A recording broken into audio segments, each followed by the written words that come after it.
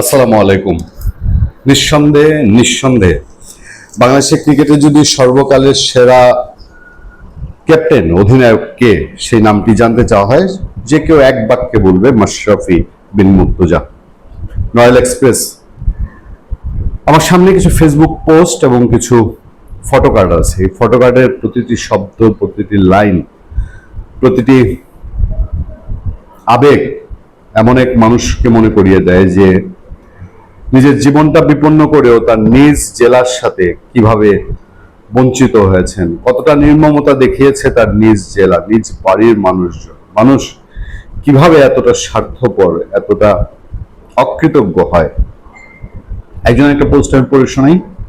তিনি লিখছেন, শহর জুড়ে এত নেতা, এত প্রশাসন, না দুঃখিত, আমি একটুখানি, তিনি লিখছেন, শরীরের ক্ষত আর পায়ের ব্যান্ডেজ যার ইচ্ছা শক্তির কাছে হার মেনেছে, সবুজ গালিচায় সেই আদম্য বীরের নাম মাশরাফি বিন মুর্তজা। দেশকে দুহাত ভরে উজাড় করে দিয়েছেন এই মহানায়ক, কিন্তু প্রিয় দেশ তাকে শেষ পর্যন্ত কি প্রতিদান দিল?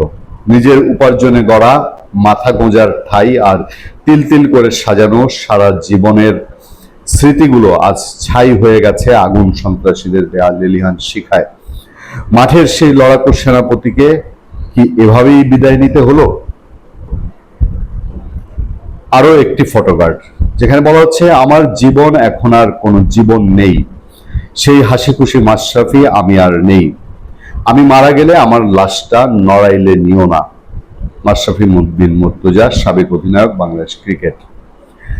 আমি মাশরাফি বিন মুর্তজার উপরে কালবেলার একটা ভিডিও কন্টেন্ট দেখেছি। নিঃসন্দেহে খুবই সময় উপযোগী এবং খুবই আকর্ষণীয় একটি ভিডিও কন্টেন্ট কালবেলা তার নিউজ পোর্টালে করেছে।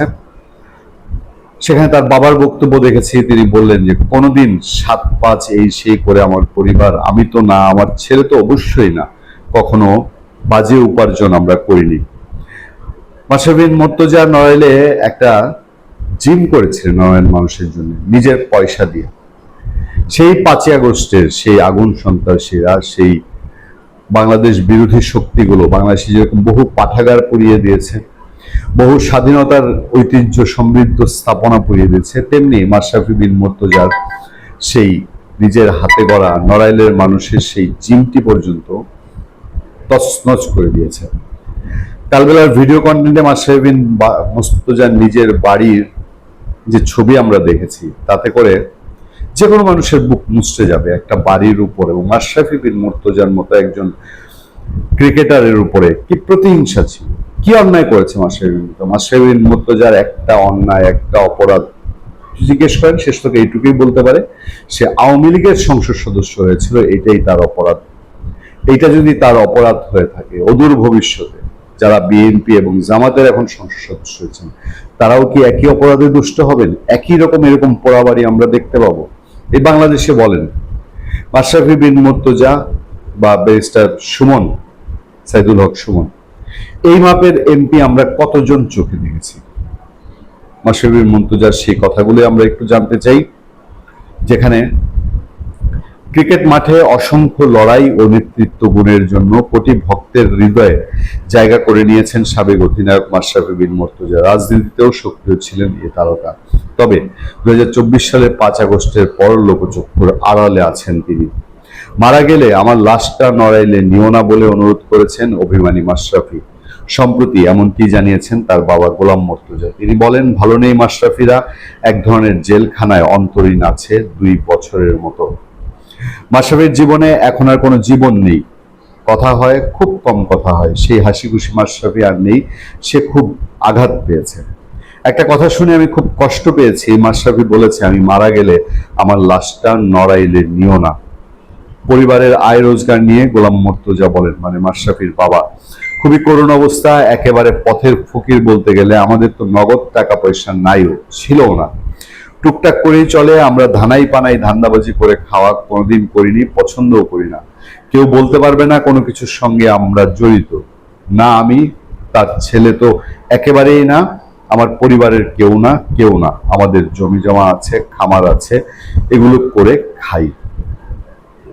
সকালবেলার সেই নিউজ, তিনি সেখানে আরো বলেছেন যে মাশরাফি বিন মুর্তজা নড়াইলের জন্য কি অপকার করেছে, একটা জায়গা থেকে একটা পয়সা নেই। মাশরাফি বিন মুর্তজার ভিডিও কথাবার্তাগুলো আমরা দেখেছি, তিনি কারোর উপরে কোনো আক্ষেপ রাখেননি, কারোর উপরে কোনো রাগ অভিমান কিছুই রাখেননি। মাশরাফি নিজে বলছেন যে আমি কোনো মামলা করব না।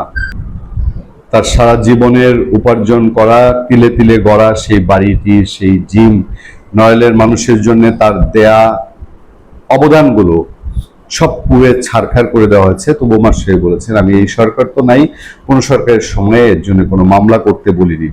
মাশরাফি বিন মুর্তজা নীরবে সয়ে যাচ্ছেন যে দুঃখের পাথর।